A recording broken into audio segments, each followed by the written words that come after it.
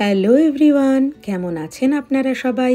আমি সহেলি কানাডা থেকে পরবাসে ভালোবেসে চ্যানেলে আপনাদের জন্য নিয়ে চলে এসেছি আজকে আরও একটা নতুন ব্লগ।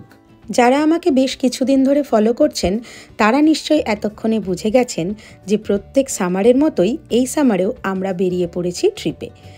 ড্রাইভ করে বাড়ি থেকে মাত্র 7 ঘন্টার ডিস্টেন্সে চলে এসেছি কানাডার রাজধানী ওটোয়াতে।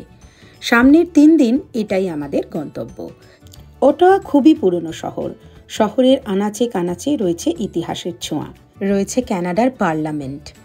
আর এই সময়ের সবথেকে বড় আকর্ষণ হলো এখানে চলছে টিউলিপ ফুলের ফেস্টিভ্যাল। সমস্ত কিছুই ঘুরে দেখব আপনাদের সঙ্গে নিয়ে। ওটাওয়া ট্রিপ সিরিজের ব্লগগুলোর সঙ্গে থাকুন, শেয়ার করব আরও অনেক ডিটেলস, যেমন কোন হোটেলে থাকলাম, কত খরচ হলো, আসতে কতক্ষণ লাগলো, কীভাবে ট্রিপটা প্ল্যান করলাম, এবং ছোট বাচ্চা নিয়ে ট্রিপ প্ল্যান করার কিছু কিছু টিপস তো আছেই।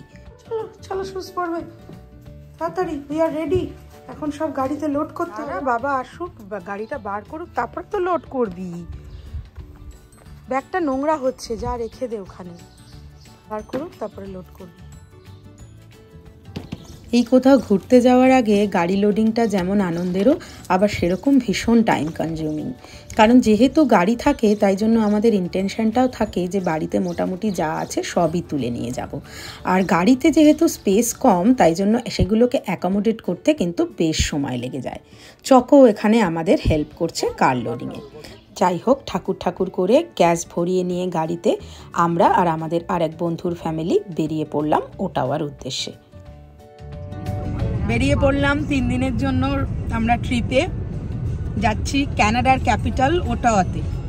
ওখানে এই সময় একটা টিউলিপ ফুলের ফেস্টিভ্যাল হয়, তো মোটামুটি 10-15 দিন মতন থাকে ফেস্টিভ্যালটা। তো এটাই লাস্ট উইক ফেস্টিভ্যালের। আর এটা যেহেতু লং উইকেন্ড, ভিক্টোরিয়া ডের জন্য আমাদের মানডেটাও ছুটি, তাই শনিবার সকালে আমরা বেরোলাম। এখান থেকে আমাদের ড্রাইভে 5 ঘন্টা মতন দেখাচ্ছে, বাট যেহেতু আমাদের সাথে বাচ্চা আছে প্লাস একটু টানা ড্রাইভ করাটাও মুশকিল হয়ে যায়, ওয়াশরুম ব্রেকও একটু দরকার হয়, বা আমরা একটু লাঞ্চও করবো মাঝখানে, তো 1-1.5 ঘন্টা ওখানে যাবে। তো সব মিলিয়ে মোটামুটি 7 ঘন্টা মতো লাগবে যা এস্টিমেট করতে পারছি। সকালবেলা টিম হর্টন থেকে egg and cheese English muffin তুলে নিয়েছি, ব্রেকফাস্টের আর কফি এই নিয়ে স্টার্ট করলাম। জাস্ট হাইওয়েতে উঠলাম, চকোকে বাড়ি থেকে ব্রেকফাস্ট করিয়ে এনেছি। কিছুক্ষণ গাড়ি চলতেই চকর চোখ ঘুমে ঢুলুঢুলু। এখন যদিও ঘুমিয়ে যায়, আমরা চেষ্টা করি যতক্ষণও ঘুমিয়ে থাকে ততক্ষণ গাড়ি না থামাতে, তাহলে ওর ঘুমটা ভেঙে যাবে। আর ও যখন উঠবে তখন আমরা নেক্সট ব্রেকটা নেব। প্রচণ্ড ট্রাফিক জ্যাম, প্রচণ্ড, মানে আমরা টাইম যা এক্সপেক্ট করে বেরিয়েছিলাম এরপরে অ্যাড অন হয়েই যাচ্ছে। ইউএস আর কানাডার মধ্যে বোধহয় বিশেষ করে টরন্টো এরিয়ার, মানে এটা একটা প্রধান ডিফারেন্স যে ওখানে এত ফাঁকা রাস্তা, লোকজন ঘন্টার পর ঘন্টা ড্রাইভ করতে পারে উইদাউট এনি টায়ার্ডনেস। কিন্তু এখানে এত ট্রাফিক জ্যাম ইভেন হাইওয়েতেও, যে মোটিভেশনটা ড্রাইভ করার নষ্ট হয়ে যায়। যাই হোক, শুরুর দিকে রাস্তায় একটু ট্রাফিক জ্যাম থাকলেও পরে আস্তে আস্তে রাস্তা ফাঁকা হতে শুরু করেছে। চারিদিক সবুজে সবুজ। আবার 1 বছর পরে প্রকৃতি মায়ের এই রূপ দেখে আমরা অভিভূত। আর সবথেকে ভালো ছিল আজকের দিনের ওয়েদারটা। মেঘলা ওয়েদার ছিল, প্রচণ্ড কড়া রোদ ছিল না, তাই জন্য আমাদের ট্রাভেলটা খুবই আরামদায়ক হয়েছে। কি দেখছো বাবা ওখানে? সিগল, কত সিগল! ওই যে চকো ওই সিগলগুলো দেখছে। একটানা 2.5 ঘন্টা চালিয়ে আমরা নেমে পড়েছি প্রথম যে অনরুট স্টপটা পেলাম সেখানে। চারিদিকের পরিবেশটা কি সুন্দর দেখুন, মনে হচ্ছে যেন একেবারে পাহাড়ের কোলে মেঘ এসে পড়েছে, আর তারই পাশে আমরা দাঁড়িয়ে রয়েছি। চলুন এবারে আস্তে আস্তে ভেতরে যাওয়া যাক, দেখা যাক আমরা লাঞ্চে কি করতে পারি। এখানে একটু ওয়াশরুম, আর চকোকে খাওয়াবো, এই যে ওর ফুড জারটা নিয়ে নিলাম।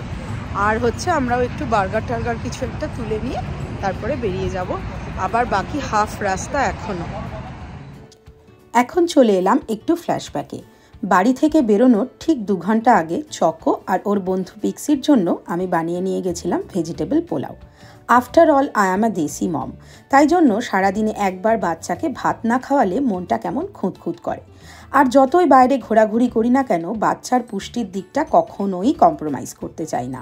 তাই জন্য এই মিলটা একটা ওয়ান পট মিল, যেটাতে আছে চাল, ঘি আর প্রচুর রকম সবজি, যেটা কিন্তু বাচ্চার হেলথের জন্যও ভালো, আবার খেতেও বাচ্চাদের বাইরে ইউজুয়ালি এটা একটু টেস্টি লাগে।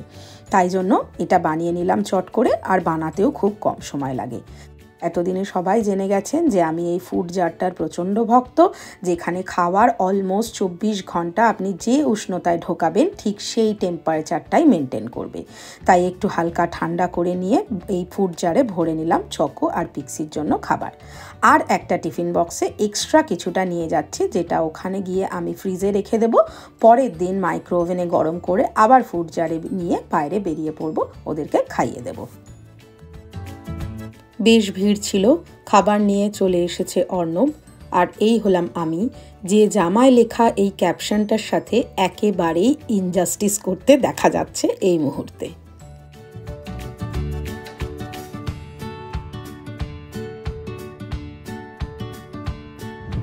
আমরা অলমোস্ট পৌঁছানোর দিকে, আর 1 আওয়ার মাত্র বাকি আছে। একটু গানটা আসতে থামা। চকো টোটাল 7 ঘন্টার মধ্যে মাত্র 2 ঘন্টা ঘুমিয়েছে। বাকি সময়টা কিন্তু চুপচাপ একাই পেছনে বসেছিল, এবং ওকে বিজি রাখার জন্য ব্যাগে কি কি জিনিস নিয়ে গেছিলাম চলুন একটু দেখাই। কোথায় যাচ্ছি আমরা?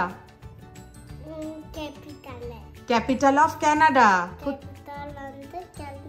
কি ক্যাপিটাল অফ কানাডা? ওটা। Good job. ওর ব্যাগে প্রথমেই ভরা হয়েছে বাবল, তাও আবার একটা নয়, দুটো। কারণ হচ্ছে 2 বন্ধু যাচ্ছে, এবার নইলে 2 বন্ধুতে মারপিট। টপিক বুকগুলো চকোর খুব পছন্দ, এগুলো যদি মামা পড়ে দেয় চকো চুপচাপ শোনে। বলেছে চকো লায়নকে যেতে হবে, চকো ডাইনোকে চকোর সাথে ওটাও ঘুরতে যেতে হবে। তো ডাইনো আর লায়ন গেল, যাচ্ছে চকোর বটল, ওর সাজুগুজুর। এখানে এখানে সানগ্লাসটা এখানে দাও। চকোর সানস্ক্রিন ভেরি ইম্পর্টেন্ট। না পিক্সুর না, এটা চকোরই ক্রিম। পিক্সুরটা মিম নিয়ে নিচ্ছে। আর একটা জিনিস নিচ্ছি চকোকে গাড়িতে বিজি রাখার জন্য, সেটা হলো চকোর মায়ের একটা টিপের পাতা। এবার চকোর প্রচণ্ড পছন্দ হচ্ছে টিপের পাতা থেকে টিপ খুলে খুলে কাগজে লাগানো, সেটা একটা বিজি রাখার উপায়।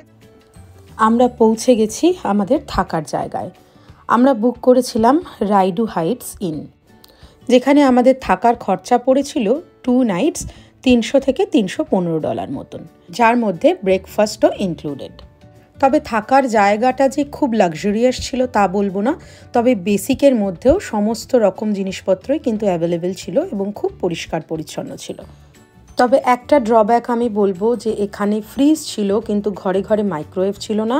মাইক্রোওয়েভটা ওদের কমন এরিয়াতে ছিল, যদিও সেটা 24/7 অ্যাক্সেস করা যায়, তবুও ছোট বাচ্চা থাকলে ঘরে একটা মাইক্রোওয়েভ থাকলে নো ডাউট সেটা খুবই সুবিধা হয়। রুম সার্ভিস আর ক্লিনলিনেসকে আমি কিন্তু এখানে 9.5 আউট অফ 10 দেব। এই থাকার জায়গাটার গুগল রিভিউ খুব ভালো ছিল, সেটা দেখেই এটা আমরা চুজ করি। এটা সব থেকে বেশি সুবিধা ছিল, এটা একদম শহরের মধ্যস্থলে, মানে এখান থেকে মেন ডাউনটাউনের দূরত্ব ছিল গাড়িতে মাত্র 7 মিনিট, আর টিম হর্টন, পপাইজ এরকম কফি শপ আর ছোটোখাটো দোকানগুলো ডিস্টেন্স ছিল 4 থেকে 5 মিনিট গাড়ি। চাবি ভেতরে দিয়ে আমাদের বাড়ির আরেকজন লোক টেনে দিয়েছে দরজা, বেশ লক হয়ে গেছে। এখন আবার যাচ্ছে চাবি আনতে, ডুপ্লিকেট চাবি। ভগবান। এখন 6:30 বাজে। বাচ্চাদেরকে ফ্রেশ করে নিয়ে আমরা বেরোলাম পার্লামেন্ট আর ওয়ার মেমোরিয়ালটা দেখতে। আপনারা তো সবাই অলরেডি জানেন যে নর্থ আমেরিকায় সামার মানে সূর্যদেব 9টার আগে বাড়ি যান না, তাই আমাদের হাতে এখনও বেশ 2 ঘন্টা মতো সময় আছে শহরটার অলিগলি ঘুরে দেখার। যেতে যেতেই রাস্তায় দেখলাম এরকম সুন্দর একটা জলের ক্যানাল মতো। আমি শুনেছিলাম ক্যানাডার এই ওটাওয়া শহরে আছে রেডু ক্যানাল, কিন্তু এটাই সেটা কিনা সেটা ঠিক কনফার্ম করতে পারলাম না। তবে এই ভিউটা এত সুন্দর ছিল যে জায়গাটার অপরূপ দৃশ্যটা খুব এনজয় করলাম। সামার মানেই চারিদিক সবুজে সবুজ, আর সূর্যদেবের যদি মুডটা ভালো হয় তাহলে তিনি যদি দেখা দেন তাহলে পরিষ্কার আকাশ, আর তার পাশে যদি এক টুকরো জল পাওয়া যায় আর কি চাই বলুন তো। গাড়ি পার্ক করে চলেছি পার্লামেন্টের দিকে। অনেকটাই হাঁটা, তাই এই ছোট দুটোকে বসিয়ে নিয়েছি ওয়াগানে। ওরাও মজা পাবে আর আমাদের ওদের হ্যান্ডেল করতেও বেশ সুবিধা হবে। আগেই বলেছিলাম ওটাওয়া অনেক পুরনো শহর। আশা করি রাস্তাঘাট, বিল্ডিং কনস্ট্রাকশনগুলো দেখে সেটা আপনারা এখন বেশ ভালোই বুঝতে পারছেন। আর ওই যে দূরে দেখা যাচ্ছে পার্লামেন্ট। দেখতে অনেকটা লন্ডনের বিগ বেনের মতন, তাই না? আসলে ব্রিটিশদেরই কনস্ট্রাকশন তো, সেই জন্য মনে হয় খানিকটা একই রকম। আর কি অদ্ভুত ব্যাপার দেখুন, এই বিল্ডিংটা লাল রং করে দিলে যেন একেবারে আমাদের কলকাতা কর্পোরেশনের অফিস। উল্টো দিকে শুধু আমিনিয়ার বিরিয়ানি আর ধর্মতলার মার্কেটটা মিসিং। যাই হোক, সেসব দুঃখের কথা আর কি বলবো। চলুন, যে জায়গাটা দেখতে এসেছি সেটাই একটু ভালো করে ঘুরে দেখি। একদম সামনে থেকে দাঁড়িয়ে যদি পার্লামেন্টের দিকে তাকান, তাহলে দেখবেন মাঝখানে রয়েছে একটা বড় বিল্ডিং, যেটা হলো সেন্টার ব্লক। আমার বাঁ দিকে যে বিল্ডিংটা রয়েছে সেটা হলো ওয়েস্ট ব্লক, আর ডান দিকে রয়েছে ইস্ট ব্লক। কিছুটা এগিয়ে যেতেই দেখলাম অনেক মানুষের ভিড় ঠেলে সামনে গিয়ে এই ইন্টারেস্টিং জিনিসটা দেখলাম। জলের মধ্যে দাউ দাউ করে আগুন জ্বলছে। মানুষজন সেখানে কয়েন্স ছুঁড়ছে নিজেদের উইশ ফুলফিল করার জন্য। খুব ইন্টারেস্টিং লেগেছিল দেখে। তখন জানতাম না এটা কী কারণে হচ্ছে, বাট বাড়ি এসে ইন্টারনেটে সার্চ করে জানতে পারলাম 1966 সালের 31শে December prime minister Lester B Pearson এই ফ্লেমটা জ্বালিয়েছিলেন ক্যানাডাজ 100th অ্যানিভার্সারি অফ কনফেডারেশনের ইনগরেশনে। তারপর থেকে মানুষের এই মনুমেন্টটা এতই পছন্দ হয়ে যায় যে এটা একটা পার্মানেন্ট ফিচার হয়ে গেছে এখন।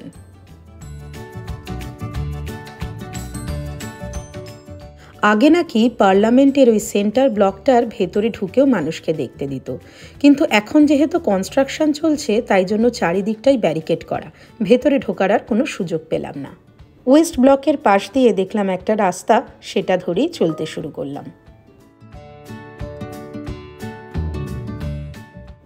বাহ, বেশ কিছুটা ওপরে উঠে রয়েছে এরকম সুন্দর একটা ভিউ পয়েন্ট। আর যেহেতু এটা সানসেটের সময়, কি অপূর্ব যে সানসেট ভিউ দেখলাম আপনাদের বলে বোঝাতে পারবো না। আর এই দিকে আছে সেই ঐতিহ্যবাহী ক্যানাডার ক্যাপিটাল ওটাওয়া শহরের ভিউ। যদি খুব না ভুল করে থাকি তাহলে এটাই হলো ওটাওয়া রিভার। আর অনেকেই কিন্তু এই জায়গাটার কথা জানেন না, কারণ এটা একদম নতুন হয়েছে। আমরাও আর কি ঘুরতে ঘুরতে এক্সপ্লোর করলাম। তবে পার্লামেন্টের এখানে আসলে এই ভিউ পয়েন্টটায় কিন্তু অবশ্যই আসবেন। আর বিশেষ করে সানসেটের সময় যদি আসেন, তাহলে আমি গ্যারেন্টি দিচ্ছি 2 চোখ ভরে যা দেখে যাবেন, তার জন্য আমাকে পরে অবশ্যই থ্যাংক ইউ জানাবেন। পার্লামেন্ট থেকে বেরিয়ে এবার শহরের বুকে হাঁটতে হাঁটতে আমরা চলেছি ওয়ার মেমোরিয়ালের দিকে।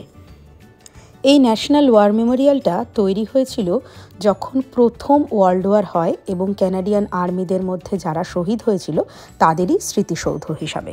পরবর্তীকালে এটা রিডেডিকেট করা হয় second world war, Korean war এবং আফগানিস্তান ওয়ারে শহীদ হওয়া ক্যানাডিয়ান আর্ম ফোর্সদের।